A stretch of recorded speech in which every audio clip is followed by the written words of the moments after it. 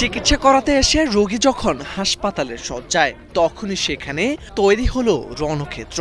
সাদা অ্যাপ্রন আর মুখে মাস্ক পরা চিকিৎসকের হাতে মার খেতে হলো হাসপাতালের বেডে শুয়ে থাকা রোগীকে।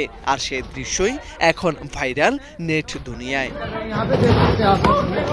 সামাজিক যোগাযোগ মাধ্যমে ছড়িয়ে পড়া ভিডিওতে দেখা যায় রোগীর হাত থেকে স্যালাইনের স্ট্যান্ড কেড়ে নিয়ে সেটি দিয়ে আঘাত করার চেষ্টা করছেন চিকিৎসক।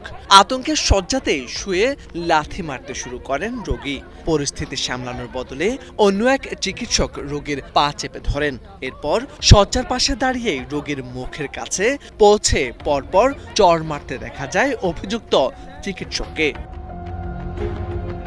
গণমাধ্যমের সূত্রে জানা গেছে, স্কুল শিক্ষক অর্জুন পানোয়ার এন্ডোস্কোপির জন্য হাসপাতালে ভর্তি হন। পরীক্ষার পর তাকে বিশ্রাম নিতে বলা হলে সেখানে বিশ্রাম নিতে থাকেন তিনি। পরে সেই স্থানে অন্য এক চিকিৎসক এসে তার সঙ্গে তর্কে জড়িয়ে পড়েন। এরপর সেই সামান্য কথা কাটাকাটিতেই মুহূর্তের মধ্যে রূপ নেয় হিংস্র সংঘর্ষে।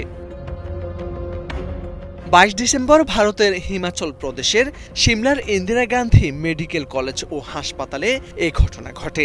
ঘটনার জেরে পালমোনারি মেডিসিন বিভাগের সিনিয়র রেসিডেন্ট চিকিৎসক রাঘব নারুলার বিরুদ্ধে ব্যবস্থা নিয়েছে প্রশাসন। গঠন করা হয়েছে 3 সদস্যের তদন্ত কমিটিও। সাময়িক বরখাস্ত করা হয় চিকিৎসককে। মোরশেদ আলম, বাংলা ভিশন।